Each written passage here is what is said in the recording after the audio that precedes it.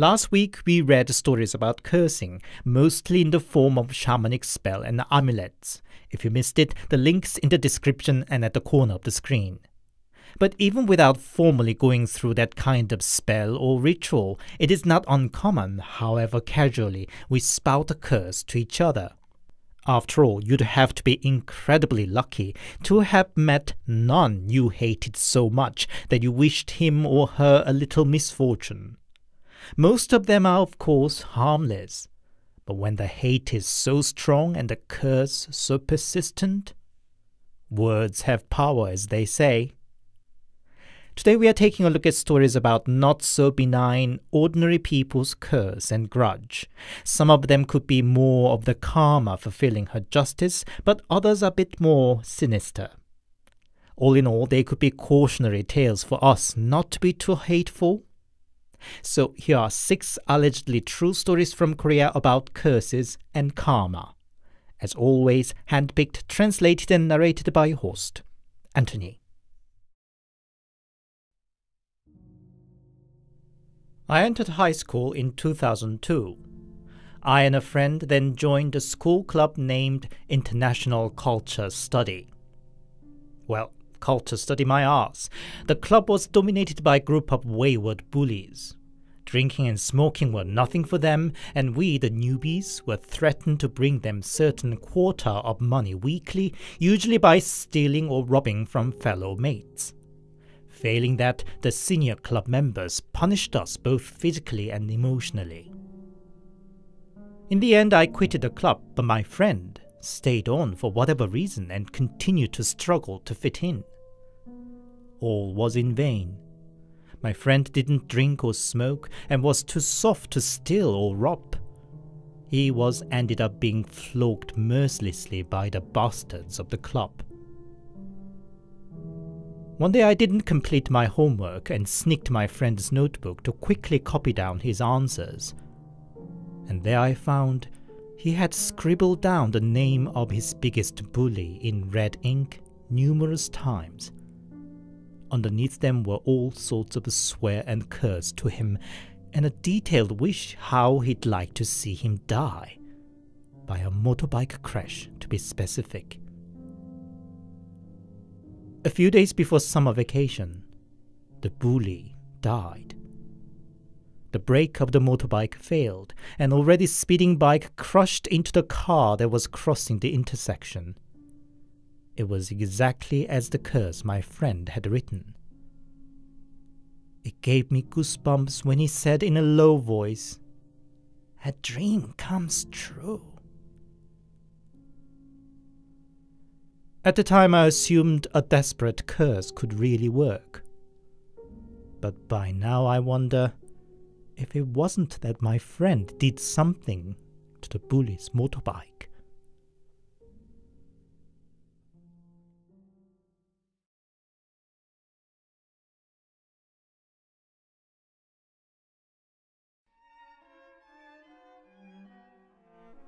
It happened when my sister was a high school student in the last century.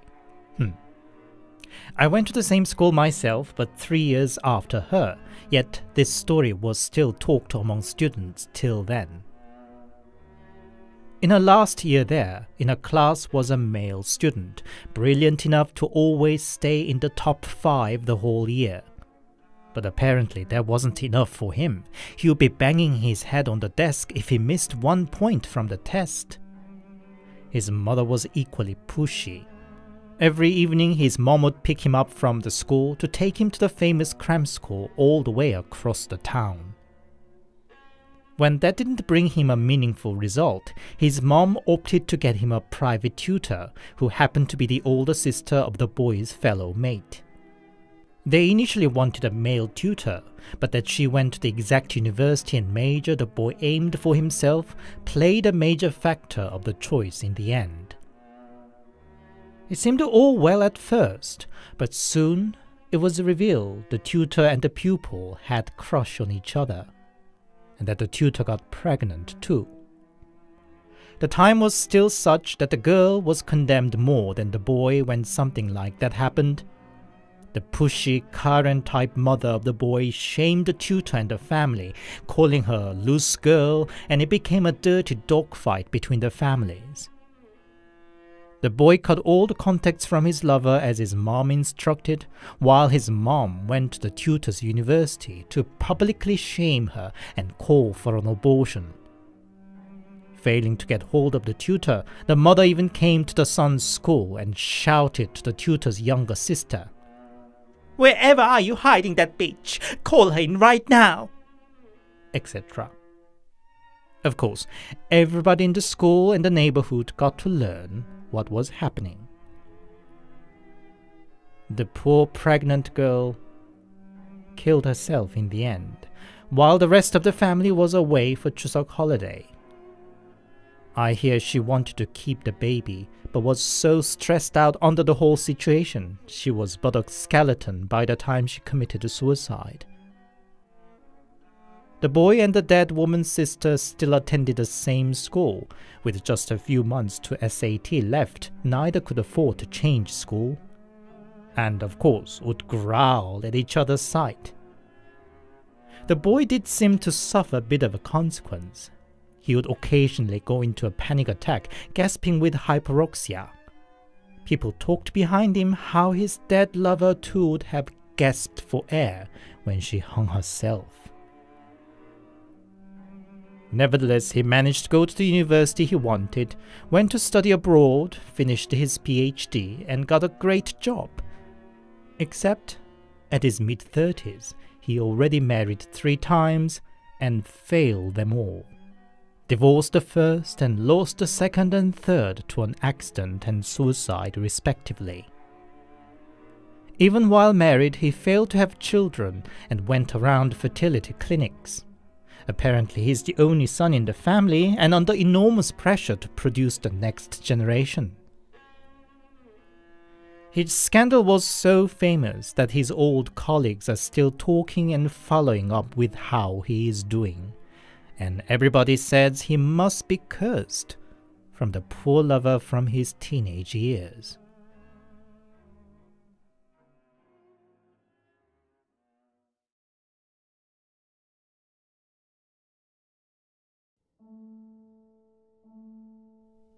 I'm not very social, probably because I'm a bit possessive, but I'm content with having just a couple of friends whom I consider true and could trust wholeheartedly. Well, at least so I thought until this instant. It was a few months before I started the military service. It's a strangely empty, aimless period of time. I was all anxious about the upcoming military, but the world around me ran as usual, and I too carried on with my day-to-day life. One night I came back home late from my part-time at a convenience store. I went straight to bed and flipped through the new posting on my favorite horror story thread on the phone, lying on my side. I heard some creaking noise from my back. Just like somebody cracking each finger joint one after another. It didn't lead to any dramatic scene of screaming or running away. I rather froze, my eyes still on the screen of my phone. I just wondered, should I look back and see? Only with my dad's cough from his room gave me enough momentum to make a move and turned around. But there was nothing. I sat up wondering what it might have been. I sent a message to my friend. Just now, I was reading horror stories in my bed and heard this cracking noise from my back. What could it be? Now, this friend, Sungyung, was one of few in the world that I considered my true friend. I wouldn't have been a perfect friend for her, but I did my best when she needed something and was always honest with her. Sungyung had keen interest in everything paranormal. She would even pray every night like a clockwork with a candle and a bowl of water, as our grannies would have done. I heard such is actually a very risky practice. Unless one has a significant spiritual power and experience, it can easily end up inviting in any old wandering souls, in the worst case, them trying to possess the clueless prayer. But my friend Sungyung insisted she knew what she was doing. She seemed to believe such ritual would boost her spiritual power and open her third eye. Anyway, that was why I asked her about the strange noise I just heard. It was late, but surprisingly she replied almost right away. "Is there any river or well around your home?" Sungyung had never visited my place, so didn't know about the surrounding environment of my town. "Yes, there is one, a stream," I replied. "This time of the night is when ghosts get active, and they love to flock around water. Just in case, sprinkle some salt about the entrance of the house and crack an egg too. It should help." I was grateful for her practical advice, but what would I explain to Dad in the morning should he found egg and salt smeared in front of the door? "Right. Isn't there any other thing I can try?" I asked. "No," was her reply. She was very assertive, unlike her usual character. "Well, okay, I think I'll just try and sleep," I said. "I'm busy now. Talk to you tomorrow," was her last response. And since that day, she seemed to make herself more and more scarce. She changed her phone number out of blue, turned her social media page private, and didn't log on to the messenger either.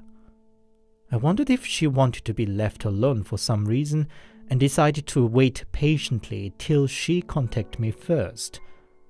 But before she did, I had to start my military service. After the long and difficult 5 weeks at the boot camp and confusing first 3 months after stationed in my unit, I got my first vacation. I took off the uniform as soon as I arrived home and logged onto the messenger to check who was online. Then a girl I'd known from school sent me a message unexpectedly. "I heard you started a military service. Are you out on a vacation already?" she said. "Ah, yes, it's my first vacation." "That's great. By the way, do you keep in contact with Sungyung?" Why should she mention Sungyung out of blue? Had something happened to her meanwhile? "No, haven't talked to her a while now. Why?" "Well, sometime before you started the military service, didn't you message Sungyung about weird noise? At the time, Sungyung, I and some of the girls were actually playing something like Ouija board," she said. "What? When?" "You messaged then you heard some cracking noise. Don't you remember?" Right. Yes, I think I remember. What about it?" "Well, please don't tell Sungyung that I said this, but we actually put some sort of spell on you using your photo. It was because Sungyung insisted that you were the easiest one to try it on." I was dumbfounded. I might be a fan of horror stories, but I didn't actually believe in them. I would have just laughed it off if somebody told me that he put a curse on me. But Sungyung did it on me, of all people, my true friend. And it wasn't just a silly game for her. She was always dead serious about her pursuit in the world of paranormal. I suddenly remembered when Sungyung once showed me her new deck of tarot cards. They all had little dark brown spots, and Sungyung proudly explained they were her blood. It should make them more powerful and accurate, she said. I see. What happened then? I continued the conversation. "We put 5 candles around your photo, stabbed it with a knife, and Sungyung instructed us to chant some weird spell. And at the end she tied up your photo with a red thread and burnt it. Sangkyang then told us that putting a curse on somebody is never free, that we'd have to pay a price for it in one way or the other. You see, since that night, my hairs are falling out. She sounded more disturbed than I, their target of curse. I was a bit angry, but at the same time knew her enough that she wouldn't have just made up such a story for fun or any other malicious intent. You don't really believe in such a thing, do you? It's all children's play, I said to lighten her heart than anything else. But she was serious. But it wasn't. I'm really scared if something should really happen to you. I thought I should explain and apologize to you. I'm really sorry. Really. And with that, she logged out of the messenger. On one hand, I wanted to track Sungyung down and accuse her for betraying my friendship for her. But what good would that do? It left a bitter taste, but I decided to brush it off. But I don't think it was over with that. A few months later, during a physical exam back in the military base, I fell ill. It started with a headache, followed by throwing up, skin rash, and temperature going up to 39 Celsius. I was sent to the military hospital and spent a few days there going through all sorts of tests, including MRI and brain scanning, but the diagnosis remained still a mystery. But I thought I knew what was the cause of my mystery illness. In the bus back to the base after 2-week-long hospitalization, I found myself wholeheartedly cursing somebody for the first time. I wish you suffer as much as I did. Don't forget, a curse is a double-sided sword.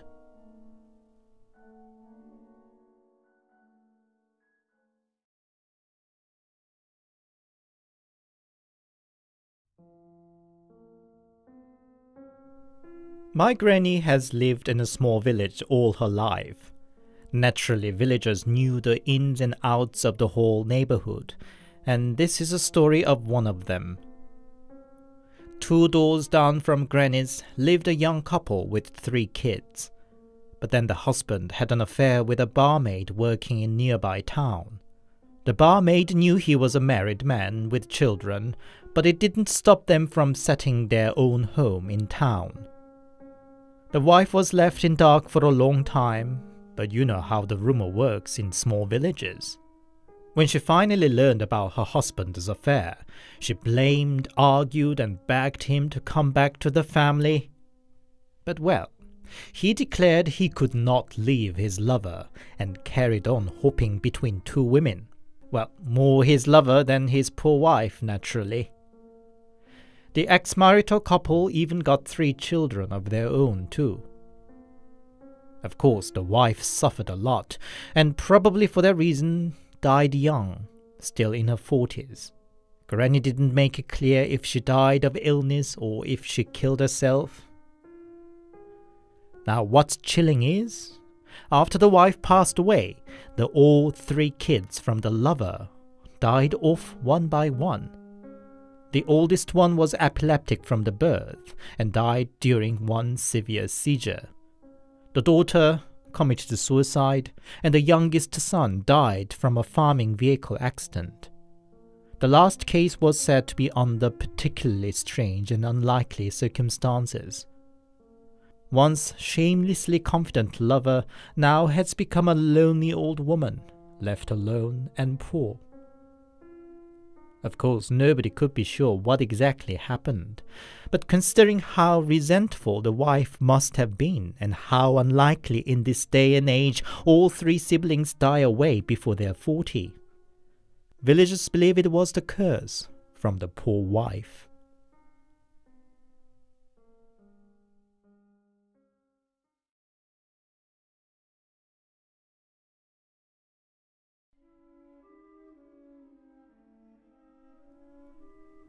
My uncle used to be an aspiring football player. In his team was his rival and an arch-enemy. Some rivals would become more constructive, so-called frenemy, but these two didn't get on at all. One day the team was scheduled to go on a spring training, but Uncle's rival got suddenly ill on the day and couldn't join. Uncle thought the rival's absence was a good opportunity to prove his value to the team coach. But the team bus crashed on the way, killing the coach on the spot. Uncle himself suffered a severe injury and eventually had to give up the dream for a pro football player. While he was still at hospital and in despair, his rival paid a visit and whispered quietly, "I'm so glad this happened to you. I wish you never recover." My uncle was of course outraged and livid with hate. He confessed that he even once bought a cursed doll in the hope to take vengeance on his rival. And whether my uncle's wish came true or he met his own karma, not long after starting his career in a pro team, Uncle's rival had a heart attack during a training and fell into a coma. My uncle paid a visit to him in hospital and discreetly whispered in his unconscious ears, "I'm so glad this happened to you. Just die." And at the moment, the rival opened his eyes, or so my uncle thought he did, and ran away. Time passed. Uncle married, and his wife was pregnant with their first child. And one day, Uncle had a dream. In the dream, Uncle and his wife were enjoying a cruise trip on a boat, and he ran into this rival on board.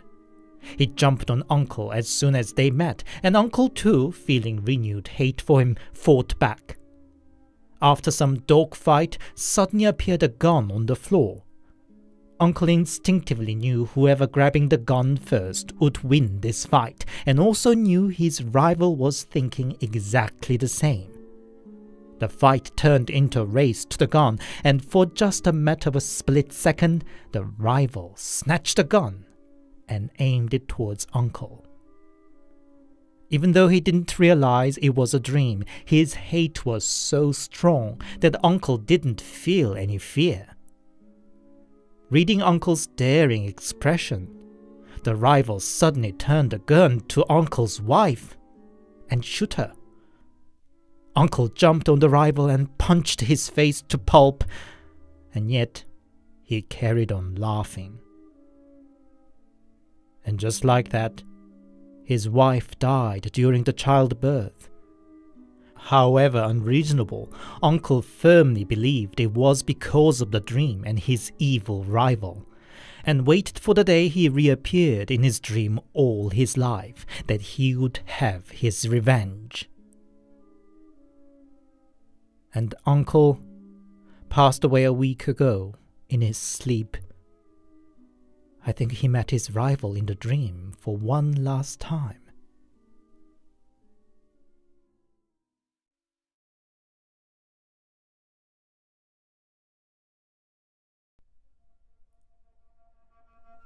My dad was born and grew up in a small farming village. A few years ago, I joined him to his hometown for the funeral of his childhood friend. The late friend had no direct family members or children, so my parents practically managed the funeral, serving guests and all. To be honest, I wasn't happy to be stuck at the funeral for a full 3 days, for whom I'd barely met a few times. I don't know if it was because of my own mood, but the funeral home in the countryside felt particularly more gloomy, as if the whole room was full of cold humidity. And during those 3 days, I got to learn bit by bit the life story of the dead and how he died, and could somehow understand the reason of this sticky, dirty air at the funeral. The dead man, whom I used to call Uncle Manjo, never had a proper job. His home I had visited with Dad as a child was full of glass spirit jars containing various liquors, some made with ginseng, and some with a snake. My dad described him as a hunter, and he indeed spent most of his time rummaging around in the wild and mountains. But even as a little boy, I didn't believe one could actually make enough money to make a living doing that. He was a notorious troublemaker and a pit bull. Once he got into a quarrel with one of his neighbors, which happened frequently. He would dug up the chili field of his opponent, piss in their garden, or break the neck of their chicken. With such reputation, no regular job, always dirty and shady, he naturally became an old bachelor. And one day his anxious old mother got a mail-order bride for her son, a good 20-year younger girl from Vietnam. The poor girl, who could barely speak Korean, was sadly abused, mainly by her terrible mother-in-law. The old woman had a girl working on the farming field all day long and spreaded unfounded rumors that her daughter-in-law was unchaste. The girl got so skinny that other neighbors tried to invite her to a meal, and the mother-in-law would turn up claiming she would run away if the girl were fed well and got stronger. All the while, the husband, Uncle Manjo, was usually absent, wandering in the wild as before. And even in that turbulent marriage life, the wife gave a birth to a son. Neighbors thought finally the life by Uncle Manjo's should settle down. But just a few years later, while the mother and grandmother were busy working in the field, the baby son fell in the reservoir and drowned.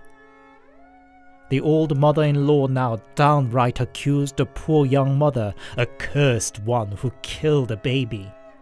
And Uncle Manjo abandoned home and escaped to the mountains again, hunting down useless little rabbits, snakes, and raccoon dogs.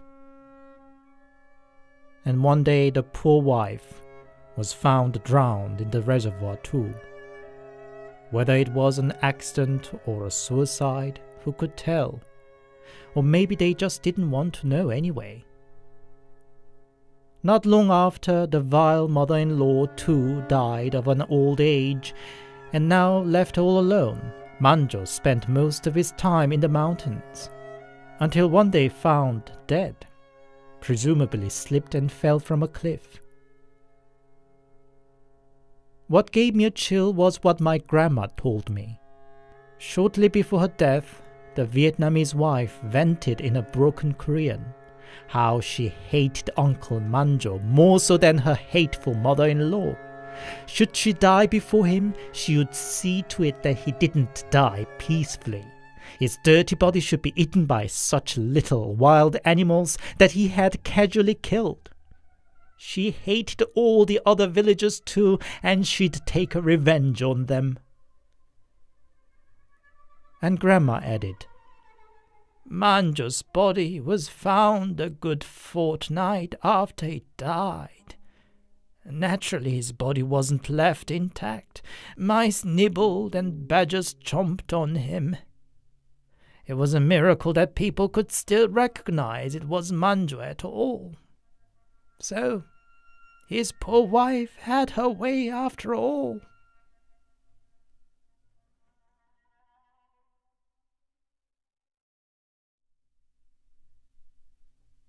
Hi, it's Anthony here, and thank you very much for listening.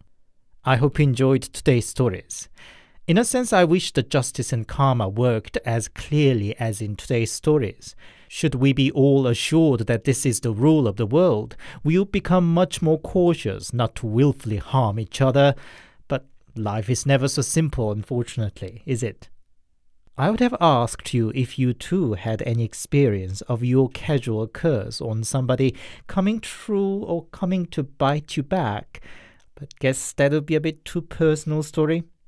But as always, I would appreciate a lot if you could share your stories in the comment. If you enjoyed my work, please give it a like and a comment, and do consider subscribing to my channel. Your little support helps the channel grow and encourage me to carry on. Thank you. Until the next, stay safe and take care.